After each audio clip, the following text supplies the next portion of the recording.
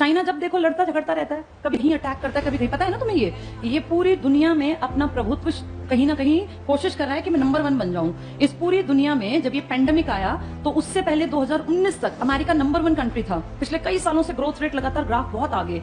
अब इस चाइना को अमेरिका को पीछे करना था। बहुत लोगों का ये मानना है कि पेंडेमिक में कहीं ना कहीं चाइना का बहुत बड़ा हाथ था। एग्जैक्टली किसी को नहीं पता, पर पेंडेमिक का सबसे तगड़ा नुकसान जो झेला है वो किस देश ने? अमेरिका।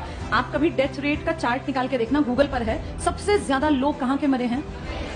हम जैसे ना वैसे ही दुखी होते रहे, चीन हमारा दुश्मन। चीन को कोई मतलब नहीं छोटे मोटे देशों से, वो बस ये कर सकता है कि कब्जा करने के लिए हमसे लड़े, बाकी चीन और हमारा मुकाबला नहीं है। ये कड़वी सच्चाई है। आपके देश की सरकारें बेवकूफ बनाने के लिए कहती हैं कि चीन हमारा ऐसा दुश्मन, चीन ये। चीन को इंडिया से कोई मतलब नहीं। वो जानता है कि आप उसके सामने टेक्नोलॉजिकली कहीं टिकेंगे ही नहीं। वो आपके ऊपर सिर्फ अटैक करके आपकी जमीन को हड़प सकता है, बाकी उसका और आपका कोई मुकाबला नहीं है किसी भी चीज में।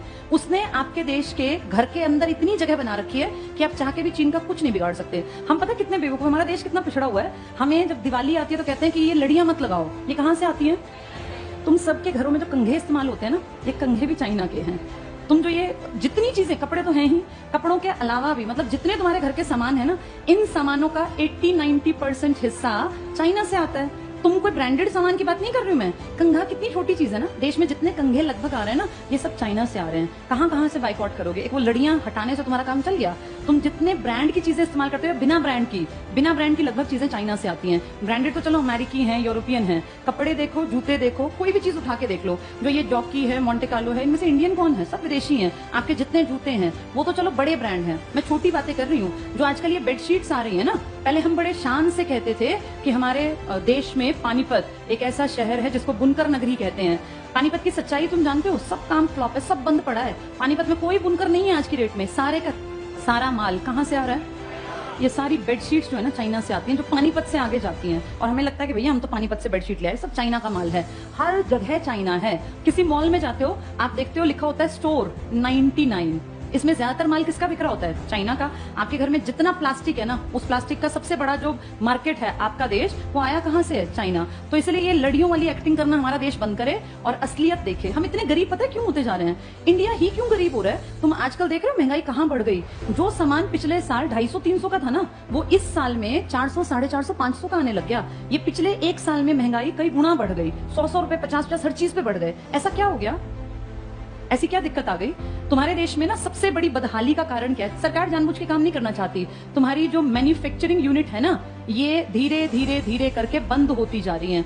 किसी देश को अगर सच में आगे बढ़ाना है ना, तो वहां मैन्युफैक्चरिंग यूनिट या बहुत सारी फैक्ट्रीज ये लगानी चाहिए, क्योंकि इनसे लोगों को रोजगार मिलता है। देश को आगे बढ़ाना है तो सर्विस सेक्टर बढ़ाना पड़ेगा, मैन्युफैक्चरिंग बढ़ानी पड़ेगी। तुम्हारे जितने अपने मैन्युफैक्चरिंग के स्टोर थे ना, जहां फैक्ट्री जहां बनता था, ये कंघे भी नहीं बनते हमसे। हड़प्पा वालों के टाइम पे कंघे हमारे पास थे, खुद बनाते थे, नाव बनाते थे। तुम आज सड़कों पे जितनी गाड़ियां देखते हो, देख रहे हो धीरे धीरे मारुति का परसेंटेज घट रहा है। पता है तुम्हें ये बात? पहले मारुति अकेली देश का एक बड़ा परसेंटेज, और मारुति अकेली नहीं थी, मारुति के साथ क्या था? सुजुकी कहाँ की है? जापान की। अब मारुति सुजुकी से ये हीरो होंडा, जापान की तो थी, हीरो मोटो कॉर्प्स जो बन गई है, उसने अपना शेयर वापस ले लिया। आप ये देखो, इसका पहले पूरे मार्केट पे धाक थी और हर घर में जो गाड़ी खड़ी होती थी वो मारुति की थी। धीरे धीरे अब गूगल कर लेना, इसका परसेंटेज पिछले 8 से 10 सालों में घट गया, नीचे आ गया। और अब बाकी जो ब्रांड है ना, इनका परसेंटेज धीरे धीरे बढ़ने लग गया। अब जितनी सड़क पे गाड़ी चलती है तो अलग अलग देखा, अलग अलग कंपनीज की हैं। तो ये सब चीजें जो बाहर से आ रही हैं, आप सोचो जूते ब्रांडेड पहनने लग गए, कपड़े बाहर के आने लग गए, आपके कंघी भी बाहर की आ रही है, कितना सामान आपका बाहर से। यानी आपकी मैन्युफैक्चरिंग यूनिट बढ़ रही है या खत्म हो रही है? देश को आगे बढ़ाना है तो सबसे बेसिक है कि आपके पास कौन सी यूनिट लगी हुई हो? मैन्युफैक्चरिंग। और आपको ना चाइना ने इतने बड़े लेवल पे बेवकूफ बनाया हमारे देश को, हमें पता ही नहीं चला। आम आदमी इतना पढ़ा लिखा है नहीं।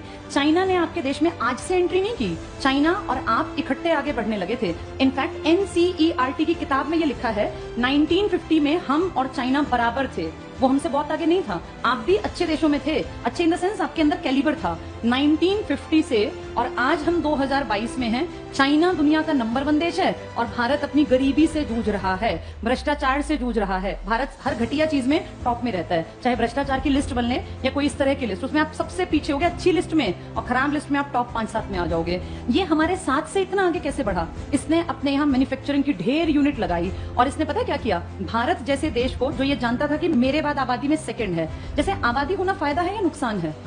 कैसे फायदा है? नुकसान है। बचपन से पढ़ाया गया बढ़ती जनसंख्या क्या था, किस चीज का कारण बनी थी? बेरोजगारी का, प्रदूषण का। गलत पढ़ाया। बढ़ती जनसंख्या एक असेट है। असेट का मतलब समझते हो क्या होता है असेट? असेट को मान लो पूंजी। अपने आप को देखो, तुम सब अगर नौकरी लग जाओ, मान लो तुम घर में 2 भाई बहन हो, 3 हो, तुम्हारे पिताजी कमाते हैं महीने के 50,000, आधों के 20,000 कमाते होंगे, कोई हो सकता है 10,000 का भी काम चलता हो, कोई बड़ी बात नहीं है, इतना ही है हमारे इंडियन घरों में। अब जिसके ये 2-3 बच्चे अगर नौकरी लग जाएं और ये तीनों, कोई 50,000 की नौकरी लग जाए, कोई 45,000 की और कोई 35,000 की, मुझे बताना इस आदमी जिसकी 20,000 तनख्वाह थी, इसके तीनों बच्चे इस जगह आके खड़े हो गए, ये इसके लिए बोझ है या ये असेट बन गए?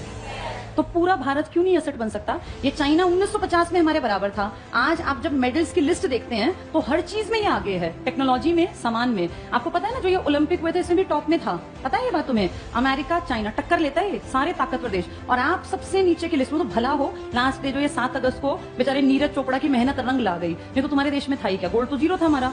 ये एक इकलौता जिसपे हम इतने चौड़े हुए घूमते हैं कि इंडिया तो पता नहीं क्या है। हम देखते किसको है? पड़ोसी पाकिस्तान, जिसका हमेशा टेली में 0 नंबर है। हम अमेरिका, चाइना को नहीं देखते। चाइना ने अपनी पूरी पॉपुलेशन को क्या बना दिया? इसने ये सोचा जब जनसंख्या ज्यादा है ना, तो हर एक आदमी कीमती होना चाहिए। मेरा हर इंसान जो इस देश में, या तो वो खेल में निकल जाए, या वो प्रोडक्शन में आगे निकल जाए, मैन्युफैक्चरिंग यूनिट में, या वो बिजनेस कर ले, या वो अच्छी नौकरी कर ले। हमने क्या सोचा? बचपन से मुझे याद है हमेशा पढ़ाया गया, बढ़ती जनसंख्या एक अभिशाप है, बढ़ती जनसंख्या से बेरोजगारी बढ़ती है। यही पढ़ा ना, बचपन से दिमाग में ठूस दिया कि बढ़ती जनसंख्या बोझ है। चाइना ने अपने हर बच्चे को सिखाया कि हर किसी को असेट बनना है। जो हमारे साथ, तुम्हारे साथ जो बच्चे बड़े हुए ना, वो चाइना में तो पॉजिटिव चीजें सोच के बड़े हुए, और हमारी पीढ़ी ये सोच के कि बढ़ती जनसंख्या, तभी तुम पीछे रह गए। इस चाइना ने प्रोडक्शन यूनिट लगा के अपनी मैन्युफैक्चरिंग, और आपके देश को देखा कि ये सबसे ज्यादा बेवकूफ हैं और ये सबसे बड़े कंज्यूमर हैं। क्योंकि अगर आपके यहाँ कंघी बिकने लग गई तो एक परिवार में अमूमन 2 से 3 कंघे तो रखता ही है हर आदमी। आपका देश है 150 करोड़ का, तो आप सोचो हर परिवार में कितने परिवार होंगे, और वो सब कंघी बकवास बात होती है, लेकिन इसके पास करोड़ों रुपए गए ना आपके, और किस चीज के लिए? जिसकी कोई वैल्यू नहीं। इसने आपके देश को डंपिंग का बाजार बना लिया। डंपिंग का मतलब होता है, इकोनॉमिक्स में एक टर्म है। शुरू में इसने आपके देश में कदम कैसे जमाए? आपके यहाँ एक पॉलिसी आई थी एलपीजी, लिबरलाइजेशन, प्राइवेटाइजेशन, ग्लोबलाइजेशन।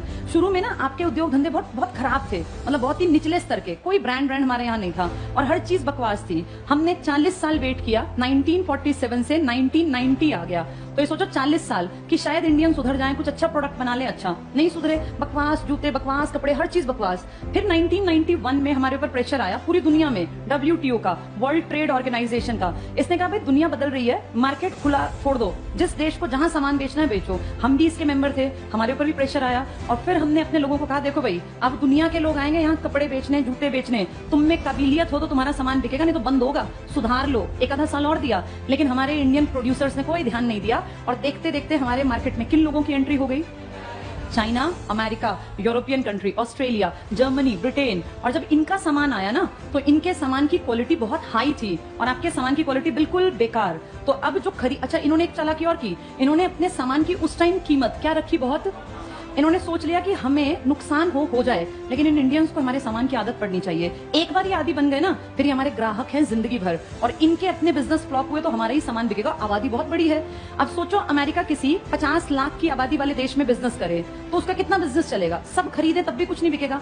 आपके देश में अमेरिका का कोई सामान बिकने लगे तो आप कितने करोड़ प्लस लेके बैठे हैं? अब 150 करोड़। अगर अमेरिका को 1-2 साल, जियो की तुम्हें ट्रिक समझ में आती है? जियो ने क्या किया पता चला तुम्हें? क्या किया जियो ने?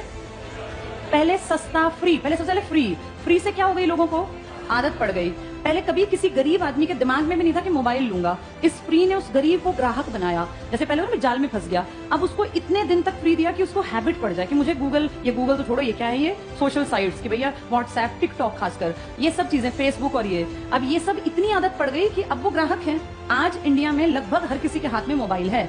अगर इसके दाम शुरू से महंगे रखे जाते या फ्री ना होता तो क्या कोई गुब्बारे बेचने वाला, रेहड़ी लगाने वाला, सब्जी बेचने वाला मोबाइल लेता? कोई ना लेता। ये फ्री की आदत से ग्राहक बन गए। ऐसे ही चाइना ने आपको किया। चाइना ने डंपिंग किया आपके देश में। सस्ता सामान 99, 35, मुझे ध्यान है जब मैं छोटी थी, 35 रुपए में कुछ भी सामान ले जाओ घर का, तो लोग इतने पागल हुए, 35 रुपए में, और सच में 35 में सामान देता था। तुम सोचते ऐसा क्यों करता है ये? बड़े होकर जब इकोनॉमिक्स पढ़ी तो समझ में आया कि ये कुछ साल तक इसने अगर करोड़ों रुपए वेस्ट कर भी दिए तो क्या फर्क पड़ा? इसने क्या कर दिया अपने सामान को यहाँ?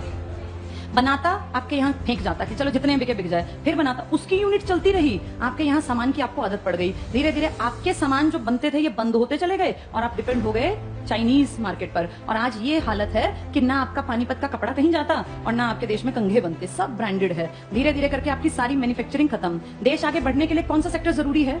मैन्युफैक्चरिंग। इसीलिए आपका देश रोज और गड्ढे में गिरता जा रहा है। अब कोई भी सरकार है, सब झूठे हैं, आम आदमी पार्टी है, मोदी जी हैं, या फिर अपने ये राहुल गांधी, ये सब बकवास कर रहे हैं, सब दिखावटी बातें करते हैं। रियलिटी इकोनॉमिक्स ये बताता है कि जब तक भारत में मैन्युफैक्चरिंग यूनिट्स बहुत ज्यादा नहीं बढ़ेंगी तब तक आपके देश की प्रगति नहीं हो सकती। और किसी को मतलब नहीं है मैन्युफैक्चरिंग से, सबको अपने पेट भरने से, अपनी जेब भरने से मतलब है। तो जिस दिन ये फैक्ट्रीज और ये सब दोबारा लगेंगी ना, तब देश आगे बढ़ेगा, वरना नहीं।